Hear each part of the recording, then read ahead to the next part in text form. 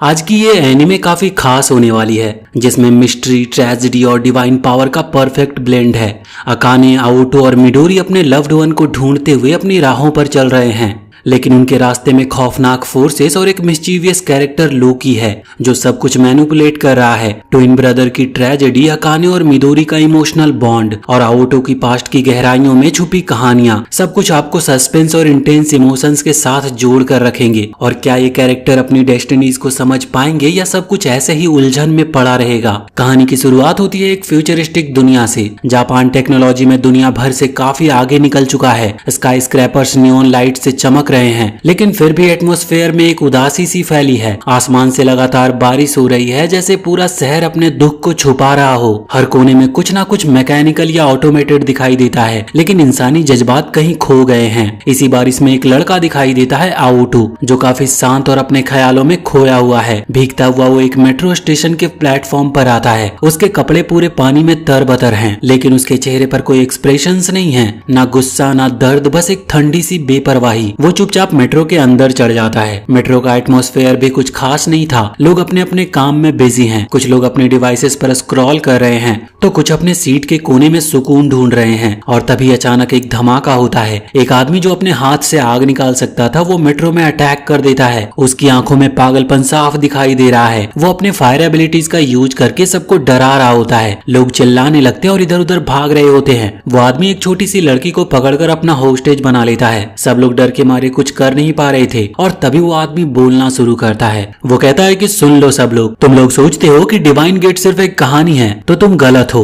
मैं तुम्हें सच दिखाने आया हूँ। उसकी आवाज मेट्रो में गूंजती है। फिर वो डिवाइन गेट के बारे में बताता है। वो कहता है कि एक वक्त था जब 3 अलग वर्ल्ड्स हुआ करते थे, टेरेस्ट्रिया, सेलेस्टिया और हेलेस्टिया, लेकिन एक कैटास्ट्रॉफिक इवेंट की वजह से वो आपस में मर्ज हो गए थे। तभी कुछ लोगों के अंदर अलग अलग एलिमेंट्स की स्पेशल पावर जागी थी, और ऐसे लोगों को एडेप्टर्स कहा गया। और सिर्फ एडेप्टर से डिवाइन गेट तक पहुंच सकते हैं, एक ऐसी जगह जहां इंसान अपनी सबसे गहरी इच्छा को पूरी करवा सकता है। ये कहानी हर बच्चे ने अपने बचपन में एक फेरी टेल के रूप में सुनी होती है, लेकिन जैसे जैसे लोग बड़े होते हैं वो इसे एक सपना, एक झूठी कहानी मानकर भूल जाते हैं। और जो लोग अपनी पावर को जगा लेते हैं, उनका मजाक बनाया जाता है और उन्हें इग्नोर किया जाता है। वो आदमी ये सब कहते हुए और भी वायलेंट हो रहा था। वो लड़की को अभी हर्ट करने ही वाला था, लेकिन तभी एक शांत लेकिन पावरफुल इंटरवेंशन होती है। आउटो अपनी जगह से आगे बढ़ता है और सब लोग सोच रहे होते हैं कि वो सिर्फ एक नॉर्मल लड़का है, लेकिन आउटो बिना किसी डर के उसके सामने आ गया था। उसके हाथों से पानी का एक स्पाइरल निकलता और एक सेकंड में ही वो फायर यूजर का आग के अटैक को न्यूट्रलाइज कर देता है। आउटो के मूव्स में कोई गुस्सा नहीं, कोई ईगो नहीं, वो बस प्रिसाइज और शांत है, जैसे उसके इमोशंस कहीं बहुत गहरे पानी में डूब गए हैं। वो फायर यूजर गुस्से में चिल्लाता है कि तो तू भी एक एडेप्टर है, और बस कुछ पलों में ही आउटो उसे हराकर जमीन पर गिरा देता है। मेट्रो में सब लोग हैरान रह जाते हैं, और फिर एंट्री होती है वर्ल्ड काउंसिल के 2 ऑफिशियल्स की, जिनका नाम होता है अकाने और मिडोरी। अकाने एक एनर्जेटिक और थोड़ा अग्रेसिव फायर यूजर है, जबकि मिडोरी काफी काम और कंपोज्ड विंड यूजर है। वो दोनों वहां अराइव करते हैं और सिचुएशन को संभालते हैं। आउटो और उस अटैकर को एक अलग डायमेंशन में ले जाया जाता है, जो कि एक इंटरोगेशन जोन जैसा कुछ था। वहां आउटो पर एक सीरियस आरोप लगता है ड्राइवर पोजीशन लॉ तोड़ने का। इस फ्यूचरिस्टिक दुनिया में जो लोग अपनी पावर का यूज करते हैं, उनके पास एक ड्राइवर नाम का डिवाइस होना जरूरी है, जो उनकी पावर को रेगुलेट करता है। बिना ड्राइवर के पावर यूज करना इलीगल माना जाता है। यहाँ अकाने थोड़ा गुस्से में आउटो से पूछता है कि तुम्हारे पास ड्राइवर कहाँ है। आउटो अपनी यूजुअल शांत टोन में कहता है कि मेरे पास ड्राइवर है ही नहीं। ये सुनकर अकाने और भी फ्रस्ट्रेट हो जाता है और आउटो के साथ फाइट करने के मूड में आ गया था, लेकिन मिडोरी उसे रोक लेती है। वो कहती है कि पहले इंजर्ड फायर यूजर का ट्रीटमेंट इंपॉर्टेंट है। आउटो कुछ नहीं कहता, बस एक ठंडी मुस्कुराहट के साथ वो टेलीपोर्ट कर जाता है। जाने से पहले वो कहता है कि इसीलिए ही मुझे रेन पसंद नहीं है। जब वो चला जाता है तो कहानी फ्लैशबैक मोड में चली जाती है। आउटो अपने पास्ट को याद करता है, एक अंधेरी गली और जमीन पर पड़ी एक डेड बॉडी, और आउटो को यहाँ पर खुद के गिल्ट और सैडनेस के बोझ के साथ खड़ा हुआ देखते हैं। उसका पूरा पास्ट मिस्ट्री में लिपटा हुआ है। तभी एक और चीज होती है, वहाँ पर एक छोटा लड़का दिखाई देता है लाल आंखों के साथ। वो लड़का कोई रियल इंसान नहीं लगता,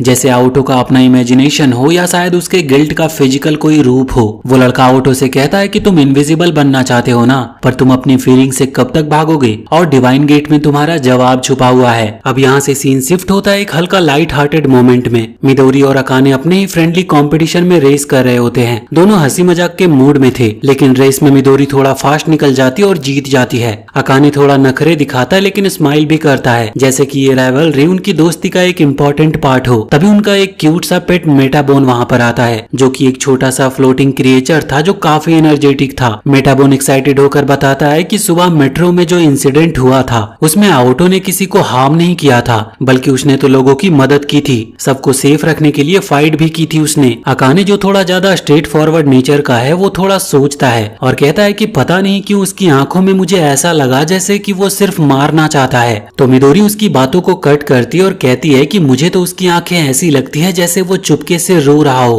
उनकी बातों से ये क्लियर था कि दुनिया डिवाइन गेट को एक चाइल्डिश कहानी ही समझती है, एक पुरानी फेरी टेल जैसा कुछ। लेकिन मिडोरी पूरे दिल से बिलीव करती है कि डिवाइन गेट सच में होता है, और अकाने भी शायद कहीं ना कहीं बिलीव करता है, बस एक्सेप्ट नहीं करता। अब यहाँ से सीन कट होता और वर्ल्ड काउंसिल की एक हाई लेवल मीटिंग दिखाई जाती है, जहाँ पर बड़े बड़े ऑफिशियल टेबल के राउंड बैठे होते हैं। एटमॉस्फेयर काफी सीरियस था। यहाँ पर रिवील होता है कि जो फायर यूजर मेट्रो में अटैक कर रहा था वो कोई नॉर्मल इंसान नहीं था, वो एक डीमन एडेप्टर है हेलेस्टिया से। काउंसिल के एक सीनियर मेंबर मीटिंग में एक्सप्लेन करता है कि एडेप्टर्स अलग अलग वर्ल्ड से आते हैं। टेरेस्टिया ह्यूमन वर्ल्ड को कहा जाता है और सेलेस्टिया फेरी के वर्ल्ड को, और हेलेस्टिया होता है डीमन का वर्ल्ड। इन तीनों वर्ल्ड के बीच पहले भी काफी कॉन्फ्लिक्ट्स हो चुके हैं और अब भी टेंशन जारी है। फिर मीटिंग में एक और इम्पोर्टेंट फिगर अपीयर होता है, आर्थर, एक करिश्मेटिक और पावरफुल इंसान जो काउंसिल में बहुत ही रिस्पेक्टेड था। आर्थर कहता है कि मुझे आउटो से पर्सनली मिलना है, शायद वो एकेडमी के लिए परफेक्ट हो सकता है। मिडोरी और अकाने को मिशन दिया जाता है कि वो जाकर आउटो को एकेडमी में रिक्रूट करे। इसी डिस्कशन में एक और शॉकिंग बात सामने आती है। काउंसिल रिवील करती है कि 4 साल पहले आउटो पर अपने ही पेरेंट्स की मर्डर करने का इल्जाम लगा था। यह सुनकर मीटिंग में सब लोग थोड़ा अनईजी फील करते हैं और यहाँ से सीन शिफ्ट होता है आर्थर और आउटो के पहले फेस टू फेस इनकाउंटर पे। आर्थर यहाँ पर आउटो को अप्रोच करता है और उसे एक स्पेशल ड्राइवर ऑफर करता है, एक ऐसा डिवाइस जो सिर्फ आउटो के लिए स्पेशली बनाया गया था उसकी पावर को कंट्रोल करने के लिए। लेकिन आउटो बिना किसी हेजिटेशन के मना कर देता है। उसकी आवाज बिल्कुल शांत है, वो बिल्कुल शांति भरे आवाज में कहता है कि मुझे कोई ड्राइवर नहीं चाहिए, मेरे पास कोई विश नहीं है पूरी करने के लिए। आर्थर उससे प्रॉमिस करता है कि वो उसे कुछ इंपॉर्टेंट सच्चाई बताएगा, लेकिन सही वक्त आने पर। और आउटो जैसा हमेशा की तरह बिना कोई रिएक्शन दिए वहाँ से चला जाता है। फिर रास्ते में मिडोरी और अकाने फिर से आउटो के सामने आते हैं। दोनों उससे बहुत आराम से एकेडमी को ज्वाइन करने के लिए कन्विंस करने की कोशिश करते हैं। मिडोरी मुस्कुराते हुए कहती है कि अगर तुम डिवाइन गेट तक पहुँचे तो तुम अपनी कोई भी विश को पूरी कर सकते हो, चाहे अपना दर्द मिटाना हो या कुछ और भी पाना हो। लेकिन आउटो बस एक लाइन में सब कुछ खत्म कर देता है कि मेरे पास कोई विश नहीं है पूरा करने के लिए। अकाने जो अब तक आउटो को थोड़ा समझाने लगा था, वो कहता है कि मुझे तुम्हारे पेरेंट्स को मारने वाले र्यूमर्स पर विश्वास नहीं होता। लेकिन आउटो कामली बिना किसी इमोशंस के कहता है कि वो सब सच है। यह सुनकर मिडोरी और अकाने दोनों शॉक रह जाते हैं। वो दोनों कुछ बोल नहीं पाते, सिर्फ आउटो के कोल्ड इमोशनलेस चेहरे को देखते रहते हैं। तभी फिर से वही लाल आंखों वाला छोटा लड़का आउटो के सामने अपीयर होता है, जैसे सिर्फ आउटो ही उसे देख सकता है। लड़का सॉफ्टली कहता है कि यू आर लाइंग। लड़का उससे कहता है कि तुम झूठ बोल रहे हो, और ये सिंपल वर्ड आउटो के अंदर का सब कुछ हिला देता है। उसका पास्ट दिमाग में फ्लैश होने लगता है और यहाँ पर फ्लैशबैक में हम आउटो के पेनफुल बचपन को देख पाते हैं। उसके पेरेंट्स सिर्फ उसके छोटे भाई को प्यार करते थे क्योंकि उसके पास स्पेशल एबिलिटीज थी। आउटो को तो जैसे इग्नोर किया जाता था, उसका रूम अलग होता था और उसे सही से खाना तक नहीं दिया जाता था। उसके छोटे भाई को सब कुछ मिलता था और वो सब जानते हुए भी आउटो के लिए कभी कुछ नहीं करता। आउटो का बचपन अकेला था और बहुत ही ब्रोकन था। उसका दर्द इतना गहरा था कि उसने अपने इमोशंस को बंद कर दिया। उसकी दुनिया में सिर्फ दर्द और उदासी थी। हर दिन वो सिर्फ एक छोटा लड़का दूर से उसे देखते हुए पाता, जैसे कि बस वही हो उसका एक साइलेंट विटनेस उसकी तकलीफों का। आगे हम देखते हैं कि आर्थर अपनी किसी हिडन पावर का यूज कर रहा है, एक ऐसा पावर जो डिवाइन गेट तक एक्सेस का रास्ता खोल सकती है। और ऐसा लगता है कि चाहे आउटो माने या नहीं, लेकिन उसकी जर्नी भी डिवाइन गेट के राज तक जाने वाली है। यहाँ से कहानी आगे बढ़ती है एक इंटेंस सपने के सीन के साथ। वो अपने फादर के पीछे पीछे भाग रहा होता है, जैसे उसके कदम कदम पर चलना चाहता हो। उसकी आंखों में उत्सुकता है, जैसे उसे अपने फादर से मिलने के लिए उसका ये सबसे बड़ा सपना हो। लेकिन जैसे ही वो हाथ बढ़ाता है, उसका फादर दूर चला जाता है और अकाने अकेला रह गया था। अकाने एक झटके के साथ सपने से उठता है और उसका पूरा चेहरा पसीने से भीग चुका था। उसकी सांस तेज चल रही होती है और उसकी आंखों में सिर्फ घबराहट और उदासी दिखाई दे रही थी। सपने की यादें अब भी उसके दिमाग में घूम रही होती है। यहाँ पर हमें अकाने के पास्ट की एक झलक मिलती है। उसके फादर एक ब्रिलियंट रिसर्चर थे जो वर्ल्ड काउंसिल के लिए काम करते थे, लेकिन एक दिन बिना किसी वार्निंग के एक एक्सपेरिमेंट के दौरान उनकी मौत हो गई। अकाने और उसकी फैमिली को बस एक कोल्ड फॉर्मल इन्फॉर्मेशन लेटर भेज दिया गया और कोई एक्सप्लेनेशन तक नहीं दी गई और न ही कोई क्लोजर हुई। इसी वजह से अकाने के दिल में अभी भी एक उलझन है। वो अपने फादर की डेथ का असली राज समझना चाहता था, क्योंकि वो अपने फादर के बहुत ही करीब था और वो उनकी काफी रिस्पेक्ट भी करता था और उनके सपने में अपना फ्यूचर देखना चाहता था। इसीलिए उसके लिए ये बात और भी मुश्किल थी कि आउटो जैसे लड़के को देखना जिस पर अपने खुद के पेरेंट्स का मर्डर का इल्जाम लगा हो। प्रेजेंट में मिडोरी अकाने को देखकर तुरंत समझ जाती है कि कुछ तो गलत हुआ है। वो थोड़ा कंसर्न दिखाते हुए कहती है कि तुम तो पूरे पसीने में भीग गए हो। वहीं पर अंडाइन अपने यूजुअल काम टोन में कहती है कि तुम्हें अपना पसीना धो लेना चाहिए, जिससे तुम थोड़ा रिफ्रेश फील करोगे। लेकिन अकाने उन दोनों को मना कर देता है और यहाँ पर वो थोड़ा डार्क स्माइल के साथ कहता है कि आग और पानी कभी भी मिक्स नहीं होते। और उसकी ये लाइन उसके कैरेक्टर का परफेक्ट रिफ्लेक्शन थी। एक लड़का जो अपने इमोशंस को कंट्रोल करने की कोशिश कर रहा था लेकिन अंदर से फ्रैक्चर हो चुका था। जैसे ही अकाने वहां से चला जाता है, मिडोरी उसके पीछे देखते हुए थोड़ा वरीड लगती है। वो सोचती है कि क्या आउटो के बारे में हुई बातें अब भी अकाने के दिल में खल रही है। अब यहाँ से सीन शिफ्ट होता है एक और अजीबोगरीब मोमेंट में। एक स्ट्रेंज पोर्टल खुलता है और एक वाइब्रेंट ब्लू लाइट के बीच से लोकी बाहर आता है। लोकी जो कि एक मिस्चीवियस गॉड था, वो हमेशा अपने अनप्रिडिक्टेबल मूव के लिए जाना जाता है। वो आर्थर के ऑफिस में कैजुअली इंटर करता है जैसे किसी पुराने दोस्त के घर आया हो। लोकी आर्थर को एक कप चाय देता है और कहता है कि मैंने अपने हाथों से बनाई है। तो यहाँ पर आर्थर उससे शक की निगाहों से पूछता है कि तुम यहाँ पर आए क्यों हो, लेकिन लोकी सीधे जवाब नहीं देता। वो बस आउटो की तरफ कन्वर्सेशन को घुमा देता है और वो ऐसा दिखाता है कि जैसे वो भी आउटो में कुछ इंटरेस्ट रखता हो। आर्थर फ्रस्ट्रेटेड होकर कहता है कि ऐसे मुंह मत बनाओ, मैं बस समझना चाहता हूँ कि तुम्हारा असली मकसद क्या है। लोकी बस हंसकर और कुछ क्रिप्टिक वर्ड्स बोलकर रूम से गायब हो जाता है और उसकी प्रेजेंस एक अजीब सी चिंता छोड़ जाती है, जैसे कोई आने वाले तूफान का एक इशारा हो। तभी सीन शिफ्ट होता है आउटो की तरफ। आउटो सड़क पर अपने अपार्टमेंट के पास कुछ छोटे कुत्तों को खाना दे रहा होता है। उसका एक्सप्रेशन शांत है लेकिन आंखों में एक अलग सी उदासी छुपी है। तभी एक लड़का जो क्लियरली आउटो के इमेजिनेशन का एक हिस्सा है उसकी सामने आता है। ये इमेजिनरी लड़का आउटो के दिमाग में डाउट्स डालने लगता है। वो कहता है कि तुम्हें अपने डिसीजन पर भरोसा नहीं है। आउटो यहाँ पर चुप रहता है तो इमेजिनेशन वाला लड़का कहता है कि कभी कभी दिल की सुननी चाहिए, दिमाग हमेशा सही नहीं होते। और ये कहकर वो वहाँ से डिसअपियर हो जाता है। थोड़ी देर के बाद उसे मिडोरी का कॉल आता है। तभी अकाने भी वहाँ से गुजर रहा था और वो आउटो को कुत्तों को खाना देते हुए देख लेता है। अकाने कैजुअली कमेंट करता है कि तुम सिर्फ तभी खिलाते हो जब तुम्हारा मूड होता है। इस बात पे दोनों के बीच थोड़ा कॉन्फ्लिक्ट हो जाती है। आउटो यहाँ पर शांत रहता है पर अकाने का फ्रस्ट्रेशन सरफेस पे आ जाता है। थोड़ा टेंशन बिल्ड होता है और अकाने गुस्से में वहाँ से चला जाता है। चलते चलते अकाने मेटाबोन से अपने मन की बात शेयर करता है। वो कहता है कि मैं आउटो को समझ नहीं पाता और शायद कभी समझ भी नहीं पाऊंगा। फिर वो अपने फादर के बारे में कहता है कि कैसे काउंसिल ने उसकी डेथ के सच को छुपाया, कैसे वो सच कभी सामने नहीं आया। अकाने का मानना है कि काउंसिल सिर्फ अपने इंटरेस्ट के लिए काम करती है और उसके फादर की रिसर्च चुरा ली गई थी। मेटाबोन उससे कहता है कि तुम श्योर नहीं हो सकते कि तुम्हारे फादर अब भी कहीं जिंदा हैं। अकाने बस इरिटेटेड होकर कहता है कि चुप हो जाओ। वहीं मिडोरी भी अपना बेस्ट देती है अकाने को समझाने का, लेकिन अकाने अपने इमोशनल दर्द में ही उलझा रहता है। आउटो जो अपने पास्ट और इमोशन से डील करने की कोशिश कर रहा था,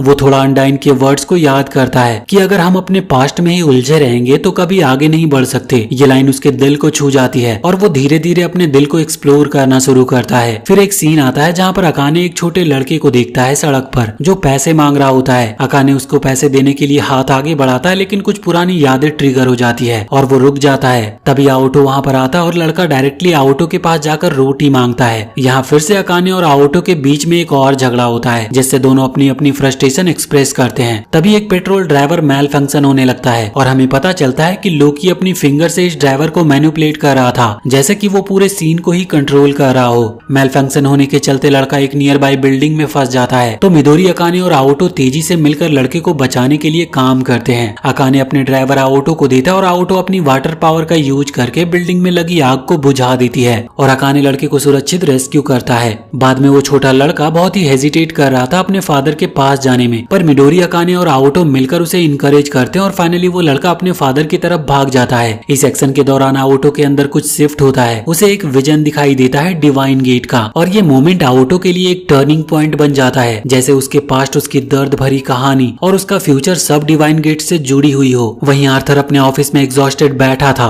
तभी एक मिस्टीरियस विजिटर, सेंटा क्लॉज जैसा दिखता हुआ आदमी उससे मिलता है। वो आर्थर को एक की देता है जो डिवाइन गेट तक जाने का रास्ता खोल सकता था। पास्ट में एक फ्लैश फ्लैशबैक के सीन में मिडोरी अपने चाइल्डहुड बेस्ट फ्रेंड एलिना के साथ एक फेस्टिवल में मस्ती करते हुए दिखाई जाती है। फायरवर्क्स, खुशियों भरी चीखें और दोनों की मुस्कान, सब कुछ इतना परफेक्ट लगता है जैसे जिंदगी में कोई चिंता ही ना हो। लेकिन ये सब मिडोरी के सपने का एक हिस्सा था। असलियत में वो अपने थॉट्स में खोई हुई थी, अपनी पुरानी यादों को बार बार जीती हुई। दूसरी तरफ आर्थर और लोकी एक इम्पोर्टेंट कन्वर्सेशन में बिजी होते हैं। आर्थर एक नए कैरेक्टर ओजी को समन करता है जो एक मैजिशियन है और अपने स्पेल्स में काफी स्किल्ड है। आर्थर उन दोनों लोकी और ओजी को डिवाइन गेट तक पहुंचने के अपने मिशन के बारे में बताता है। वो कहता है कि अब जब उनके पास एक डिवाइन गेट का की है तो उन्हें मिलकर काम करना चाहिए। लेकिन लोकी यहाँ पर अपनी हमेशा की मिस्चीवियस स्माइल के साथ अग्री करता है और ओजी भी अपनी लॉयल्टी दिखाता है और अब ये तीनों एक नए सफर के लिए रेडी होते हैं। इधर मिडोरी अपनी क्लासमेट गिंजी के साथ ट्रेनिंग कर रही होती है, लेकिन ट्रेनिंग के दौरान जैसे ही वो कंसंट्रेट करती है उसका माइंड ऑटोमेटिकली उसकी पेनफुल मेमोरीज की तरफ चला जाता है। वो इतनी अग्रेसिवली फाइट करती है कि देखने वाले भी समझ जाते हैं कि उसके अंदर का गुस्सा सिर्फ फिजिकल प्रैक्टिस नहीं है, कुछ और भी छुपा है। इधर आउटो और उसका इमेजिनेशन वाला लड़का दूर से मिडोरी को देखते हैं। इमेजिनेशन वाला लड़का सॉफ्टली कहता है कि मिडोरी अपने कॉन्शियस और सबकॉन्शियस माइंड को तोड़ने की कोशिश कर रही है।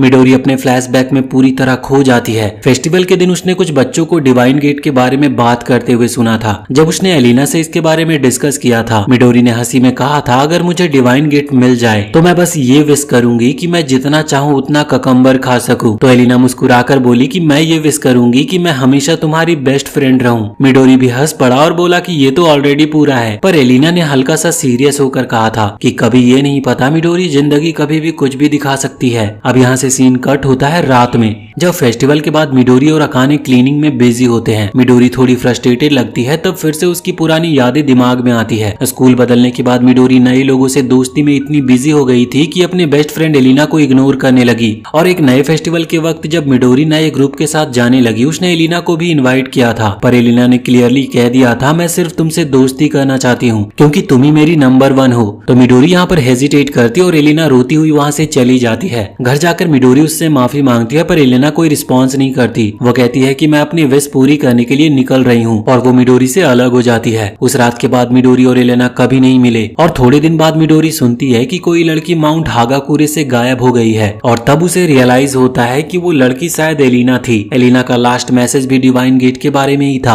और तभी से मिडोरी का बस एक ही मिशन था, डिवाइन गेट तक पहुंचकर अपनी दोस्त को ढूंढना। आउटो जो चुपचाप सब सुन रहा था, उसका दिल भी कुछ अजीब सी फीलिंग से भर जाता है। फिर एक पैरेलल सीन में दिखाया जाता है कि हायर ऑफिशियल एक सीक्रेट मीटिंग करते हैं। उनका एजेंडा एक ही होता है, डिवाइन गेट तक पहुंचने का और उसके पावर को अपने कब्जे में लेने का। लेकिन अभी भी कुछ ऑफिशियल आर्थर के खिलाफ थे। इसी बीच में आउटो और उसका इमेजिनेशन लड़का एक इंटेंस कन्वर्सेशन करते हैं। वो लड़का कहता है कि तुझे डिवाइन गेट तक जरूर जाना चाहिए, तेरी असली विश वहीं पर पूरी होगी। तो आउटो कहता है कि मेरी कोई विश नहीं है, लेकिन लड़का जानता था कि आउटो अपने दिल की बात को छुपा रहा है। मिडोरी और अकाने दूर से आउटो को देखते हैं और मिडोरी ठान लेती है। मिडोरी और अकाने दूर से ही आउटो को देखते हैं और यहाँ पर मिडोरी ठान लेती है कि वो आउटो के बारे में सब कुछ जान कर रहेगी। लेकिन जब वो काउंसिल के रिकॉर्ड को चेक करने जाती है तो हर जगह उसके इन्फॉर्मेशन रिस्ट्रिक्टेड होते हैं, जैसे किसी ने जानबूझकर आउटो के पास्ट को छुपा दिया हो। इसी दौरान आर्थर अपना एक नए टाइप का ड्राइवर डेवलप करता है, जिसकी वजह से कुछ चीजें और भी कॉम्प्लिकेट हो जाती है। आउटो को भी लगता है कि कोई उसका पीछा कर रहा है और जब मिडोरी और अकाने उसके बैकग्राउंड को चेक करते हैं और कुछ नहीं मिलता तो वो उससे सीधा पूछते हैं। आउटो गुस्से में आके बिना कुछ बताए ही वहाँ से चला जाता है और बाद में मिडोरी को एक मिस्टीरियस मैसेज मिलता है। मैसेज में लिखा होता है कि वो काउंसिल के रिस्ट्रिक्टेड डेटा को अनलॉक कर सकती है अगर उनके पास कोई ऑथोराइज्ड एक्सेस हो। अकाने उसे वार्न भी करता है, पर मिडोरी क्यूरियोसिटी में अनडाइन का पास चुरा लेती है और जब वो डेटा को अनलॉक करती है तो उन्हें एक शॉकिंग सच का पता चलता है, क्योंकि आउटो का नाम ब्लू क्रिसमस मैसेकर से जुड़ा हुआ था। 2 साल पहले क्रिसमस के दिन एक फायर एक्सीडेंट हुआ था, पर असल में वो एक प्लान डबल मर्डर था। रूरी जो कि एक सर्वाइवर थी, उसने टेस्टिमोनी दी थी कि एक ब्लॉन्ड बालों वाला लड़का पानी के ब्लेड से अटैक कर रहा था और पानी की ब्लेड वाली पावर सिर्फ आउटो के पास थी। काउंसिल के रिकॉर्ड कहते हैं कि आउटो सस्पेक्ट था, लेकिन सॉलिड प्रूफ नहीं होने की वजह से कोई एक्शन नहीं लिया गया। मिडोरी और अकाने दूसरे मर्डर का पता लगाने की कोशिश करते हैं, लेकिन उनका एक्सेस रिवॉक हो जाता है और अनडाइन के पास भी ब्लॉक कर दिए जाते हैं। उसी वक्त आर्थर के प्राइवेट यूनिट का एक मेंबर ब्रेनर उन्हें पकड़ने आता है। दूसरी तरफ आउटो को एक और मैसेज मिलता है कि मैं तुम्हें जानता हूँ। आउटो अपने पास्ट को याद करता है और उसका एक साथी था जो उस रात उसके साथ था। वो लड़का मास्क पहनता है क्योंकि एक फाइट में उसका चेहरा कट गया था और वो थोड़ा थोड़ा साइको भी था और वो आउटो के इन्फ्लुएंस में ही आके लोगों को मारने लगा था। ब्रूनर आउटो को ब्लेम करता है कि उस रात उसके डैड भी मर गए थे, लेकिन अकाने आर्ग्यू करता है कि सिर्फ फिजिकल डिस्क्रिप्शन के बेसिस पे आउटो को ब्लेम करना गलत है। मिडोरी और अकाने बिलीव करते हैं कि आउटो इनोसेंट है और वो सच साबित करने का प्रॉमिस करते हैं। ब्रूनर भी आउटो का सर्विलांस डेटा को चेक करता है पर कुछ क्लियर नहीं मिलता। तब मिडोरी ट्रैकिंग करके पता लगाती है कि आउटो वही जगह गया है जहां ब्लू क्रिसमस हुआ था। वहां उसका वो मास्क वाला लड़का श्रोडिंजर मिलता है और यहाँ पर फाइट स्टार्ट होती है। आउटो काफी इमोशनली डिस्टर्ब लग रहा था, वो खुद ही में कंफ्यूज था और कहता है कि मैं आउटो हूँ भी या नहीं, जैसे कि वो अपने एग्जिस्टेंस पर ही डाउट कर रहा हो। श्रोडिंजर अपना रोबोट समीडेर समन करता है और सबको अटैक करने का ऑर्डर करता है, लेकिन आउटो ब्रूनर मिलकर रोबोट को रोक लेते हैं और श्रोडिंजर फाइनली वहां से भाग गया था। फाइट के बाद समीडेरे रोबोट होश में आते हैं और आउटो को मास्टर कहकर एड्रेस करते हैं और यही हम देखते हैं कि आउटो का छोटा भाई जो चुपके से सब कुछ देख रहा था वो बहुत ही खुश होता है क्योंकि उसे लगता है कि भाई ने फाइनली अपने असली दोस्तों को पा लिया है। अगले दिन आउटो, अकाने और मिडोरी स्पेशल ट्रेनिंग के लिए बाहर आते हैं। उनके साथ गिंजी, हिकारी और यूकारी भी होते हैं। सब एक्साइटेड होते हैं ट्रेनिंग के लिए, लेकिन उन्हें शौक तब लगता है जब उनकी इंस्ट्रक्टर एक हॉर्स मास्क पहने हुए उनके सामने आती है। सब लोग उसे इग्नोर करने लगते हैं, ये सोचकर कि कोई प्रैंक हो रहा होगा, लेकिन इंस्ट्रक्टर मास्क हटाकर अपना इंट्रोडक्शन देती है। वो खुद को बेडी वेरे बताती है जो कि आर्थर के नाइट ऑफ द राउंड की एक मेंबर है। ट्रेनिंग ऑफिशियली स्टार्ट होती है जिसमें सबको दो टीम में डिवाइड किया जाता है। टीम 1 में आउटो, अकाने और मिडोरी होते हैं और उनका पहला टास्क होता है चेक पॉइंट्स ढूंढना। जैसे ही वो अपने चेक पॉइंट्स पर पहुंचते हैं वहां उन्हें ब्रूनर मिलता है जो उनका फर्स्ट मिशन असाइन करता है। उसके साथ पेलोमाइट्स भी होता है जिसके अगेंस्ट इन लोगों को कम्पीट करना होगा। सबसे पहले अकाने फाइट करता है पर फाइट का कोई खास कंक्लूजन नहीं निकलता, इसीलिए चैलेंज को इंटरेस्टिंग बनाने के लिए एक क्विज कराया जाता है। आउटो अपनी इंटेलिजेंस का यूज करके क्विज को आसानी से जीत जाता है। वहीं ट्रेनिंग के ब्रेक के दौरान अकाने अकेला बैठकर सब कुछ सोच रहा था कि तभी एक अननोन लड़की आती है। अकाने उसे देखकर गिर पड़ता है और लड़की उसे उसके लॉकेट के बारे में पूछती है। अकाने बताता है कि लॉकेट उसके लिए बहुत इंपॉर्टेंट है, तो वो लड़की फिर थोड़ा टीज करते हुए पूछती है कि क्या तुम्हारे फ्रेंड से भी ज्यादा इंपॉर्टेंट है। अकाने थोड़ा शर्माते हुए कहता है कि वो किसी को कंपेयर नहीं करना चाहता, तो लड़की मुस्कुराते हुए कहती है कि जो लोग ट्रूली हैप्पी होते हैं उनके पास हमेशा कुछ प्रीसियस होता है, काश मेरे पास भी कुछ ऐसा होता। उसी वक्त अकाने के दोस्तों की आवाज आती है और लड़की चुपचाप वहां से चली जाती है। दिन भर की थकान देने वाली ट्रेनिंग के बाद सब फ्रेश होने जाते हैं। अकाने आउटो को उस लड़की के बारे में बताता है। रात को सबको अपने अपने स्टेशन वापस जाना होता है। रास्ते में अचानक उन पर कुछ अटैकर हमला कर देते हैं और ये अटैकर सेकेंड्स कहलाते हैं। ये वो लोग होते हैं जो अपने स्पीसीज के बैरियर को तोड़कर फॉरबिडन पावर पाने की कोशिश करते हैं। नॉर्मली सेकेंड्स ह्यूमन पर अटैक नहीं करते, इसीलिए सब डिसाइड करते हैं कि फाइट करने के बजाय सीधा स्टेशन तक भागना बेटर होगा। लेकिन जैसे ही सब भाग रहे होते हैं वही लड़की अकाने पर हमला कर देती है। सब समझ जाते हैं कि वो भी एक सेकेंड है। लड़की बताती है कि उसके लोगों ने उसे अकाने के साथ इंटरैक्ट करते हुए देख लिया था और अब उसे रूल के हिसाब से अकाने को एलिमिनेट करना होगा। वो बताती है कि वो और उसके लोग डेफियर्स हैं। ये वो लोग हैं जो वर्ल्ड काउंसिल के खिलाफ जाके छुप कर रहते हैं। इसी दौरान आर्थर और उसकी टीम सारी सिचुएशन को क्लोजली मॉनिटर कर रहे थे और वहीं ओजी आर्थर को वार्न करता है कि सिचुएशन डेंजरस हो सकती है और प्लान चेंज करना जरूरी है। इधर फाइट बहुत इंटेंस हो जाती है। अकाने पहले ट्राई करता है कि बातचीत से मैटर को सॉल्व किया जा सके, लेकिन डेफियर्स मानने को तैयार ही नहीं थे। अकाने जब समझाने की कोशिश करता है तो लड़की अचानक से उसके ऊपर अटैक कर देती है। इसीलिए सिचुएशन को कंट्रोल में लाने के लिए बिडीवेरे को उसे मारना पड़ता है। लड़की की डेथ के बाद ट्रेनिंग अब्रप्टली एंड कर दी जाती है। बिडीवेरे सबको कहती है कि रिमेनिंग डेफियर्स को भी एलिमिनेट कर दिया गया है। अकाने लड़की की मौत से काफी सैड हो जाता है। सिर्फ कुछ ही पलों में वो उस लड़की से इमोशनली अटैच हो गया था। उसे तकलीफ होती है सोचकर कि वो लड़की सिर्फ एक ऐसी दुनिया चाह रही थी जहां वो आजाद रह सके और बस रूल के वजह से वो दोनों एक दूसरे के दुश्मन बन गए। फिर हम देखते हैं कि बचपन में आर्थर किसी तरह सेलेस्टिया पहुंच जाता है और वहां पर वही ब्लू क्रिसमस वाली रात थी। सब कुछ उदास और ठंडा सा था।